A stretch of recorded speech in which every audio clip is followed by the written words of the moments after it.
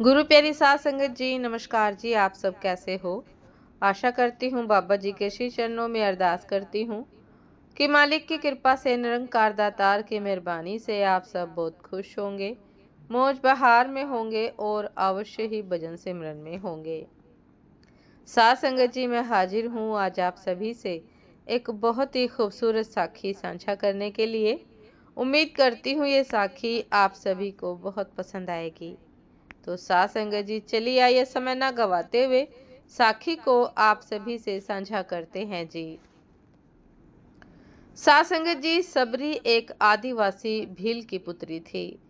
देखने में बहुत साधारण पर दिल से बहुत कोमल थी। इनके पिता ने इनका विवाह निश्चित किया, लेकिन आदिवासियों की एक प्रथा थी कि किसी भी अच्छे कार्य से पहले निर्दोष जानवरों की बलि दी जाती थी।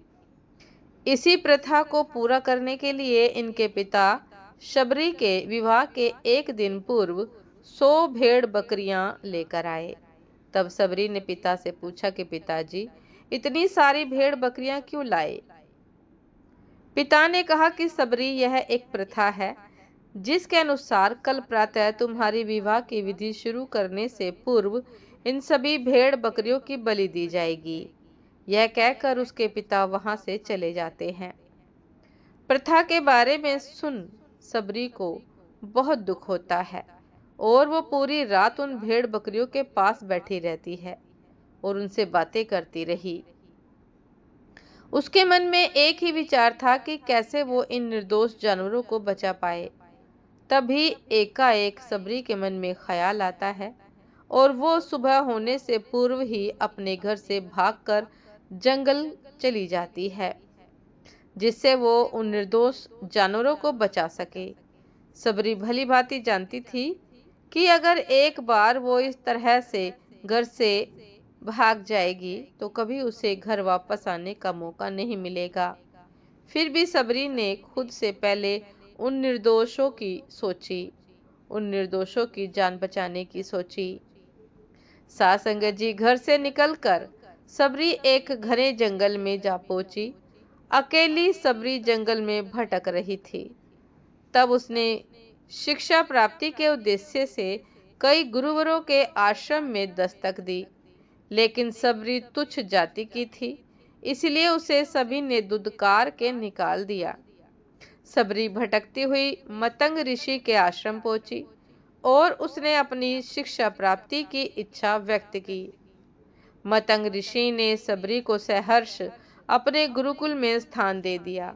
अन्य सभी ऋषियों ने मतंग ऋषि का तिरस्कार किया, लेकिन मतंग ऋषि ने सबरी को अपने आश्रम में स्थान दिया।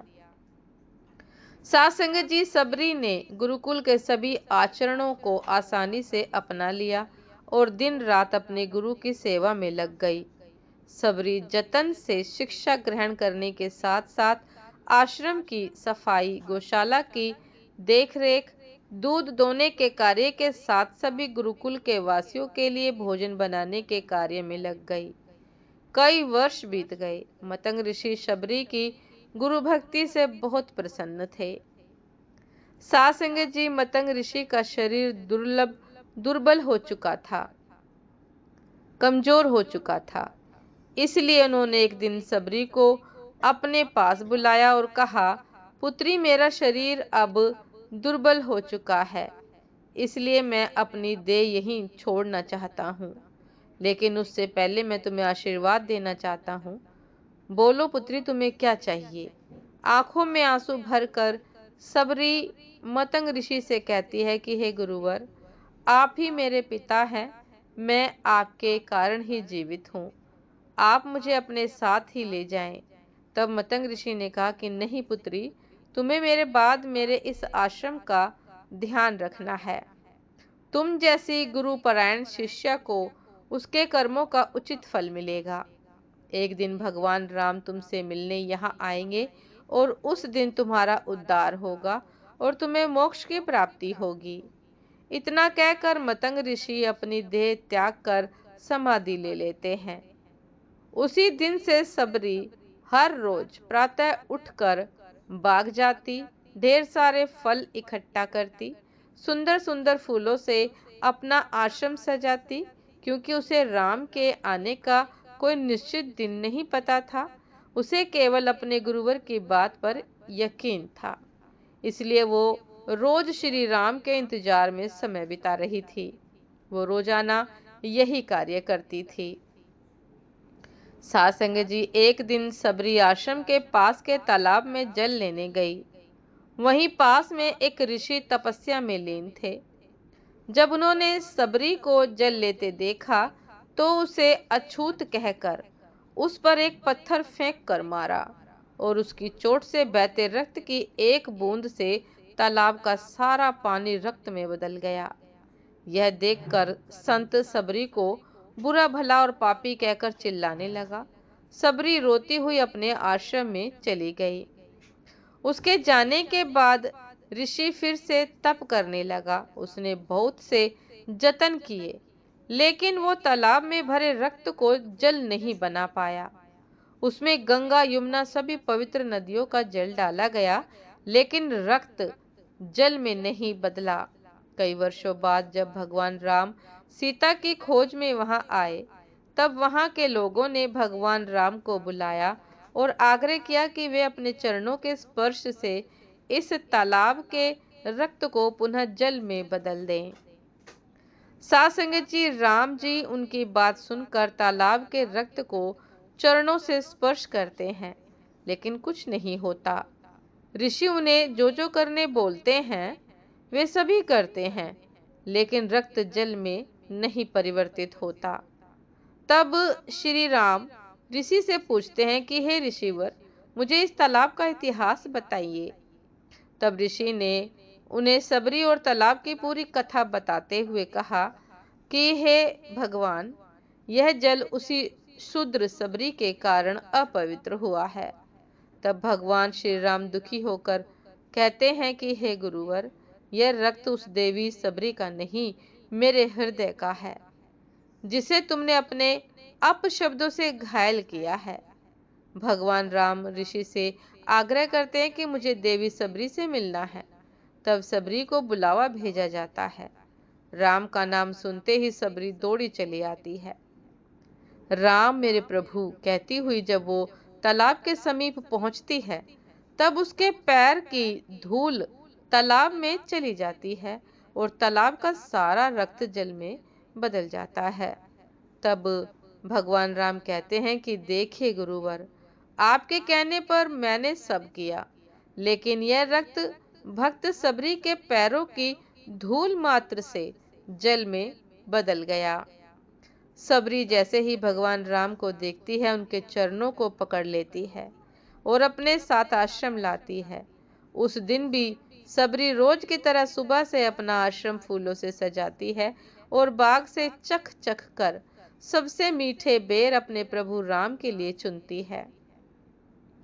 सासंग जी वो पूरे उत्साह के साथ अपने प्रभु राम का स्वागत करती है और बड़े प्रेम से उन्हें अपने झूठे बेर परोसती है। भगवान श्री राम भी बहुत प्रेम से उन्हें खाने लगते हैं, बहुत प्रेम से उसे खाने लगते हैं। तब उनके साथ गए लक्ष्मण उन्हें रोककर कहते हैं कि भ्राता, ये बेर झूठे हैं। तब राम कहते हैं कि लक्ष्मण, यह बेर झूठे नहीं, सबसे मीठे हैं, क्योंकि इसमें प्रेम है और वो बहुत प्रेम से उन बेरों को खाते हैं। सासंग जी मतंग ऋषि का कथन सत्य होता है और देवी शबरी को मोक्ष की प्राप्ति भी होती है और इस तरह भगवान राम सबरी के राम कहलाए। सासंग जी ये थी आज की एक बहुत ही खूबसूरत साखी, एक प्रेममयी साखी कि जिस भी हृदय में परमात्मा का प्रेम जागृत होता है, परमात्मा नहीं देखते कि वह व्यक्ति ऊंची जात का है, नीची जात का है, काला है, गोरा है, अमीर है, गरीब है या दुखी है, शरीर से बेकार है, लाचार है, कुछ भी नहीं देखते हैं। परमात्मा केवल प्रेम देखते हैं, अपने प्रति सच्चा भाव देखते हैं और खिंचे चले आते हैं अपने भक्त के पास, अपने प्रेमी भक्त के पास। तो साथ संगत जी, ये थी आज की एक बहुत ही खूबसूरत साखी। उम्मीद करती हूँ ये साखी आप सभी को बहुत पसंद आई होगी। यदि पसंद आए साथ संगत जी, तो लाइक कमेंट शेयर करना ना भूलिएगा। चैनल पर जो भी नए हैं कृपा करके सब्सक्राइब कर लीजिएगा, ताकि चैनल पर मिलने वाली सभी शब्द साखियों की अपडेट आप सभी को समय पर मिलती रहे। साथ संगत जी, आप हमें इंस्टाग्राम पर भी फॉलो कर सकते हैं। इंस्टाग्राम का लिंक डिस्क्रिप्शन बॉक्स में दिया गया है। तो साथ संगत जी, दासी को भी आज्ञा दीजिए। आपसे फिर मुलाकात होती है एक नए शब्द साखी के साथ, एक नए विचार के साथ। तब तक के लिए नमस्कार जी। सदा खुश रहिए, मुस्कुराते रहिए, भजन सिमरन अवश्य करते रहिए। मालिक से प्रेम से हृदय से जुड़े रहिए। यदि हमारा प्रेम परमात्मा के प्रति सच्चा है, तो साथ संगत जी, मालिक झूठे बेर भी खाने को तैयार हैं। नमस्कार जी।